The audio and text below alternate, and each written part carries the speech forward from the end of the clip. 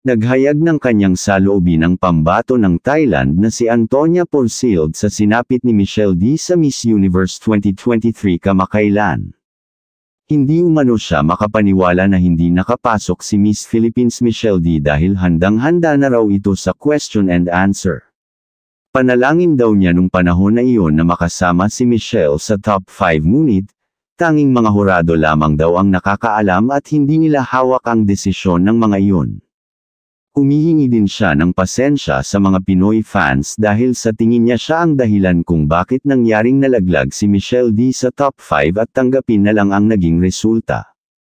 Sa maikling panahon ay nakabo ng magandang pagsasama sina Michelle at Antonia, dahil sa pagiging funny at may sense of humor ni Michelle D ay nag-click agad silang dalawa ni Antonia. Ito raw umano ang nagustuhan ni Antonia na katangian ni Michelle D, sinabi din niya na sobrang sweet ito at maaalahanan. Samantala nasa Mexico sila ngayon upang pag-usapan ang susunod na pagdarausan ng Miss Universe 2024.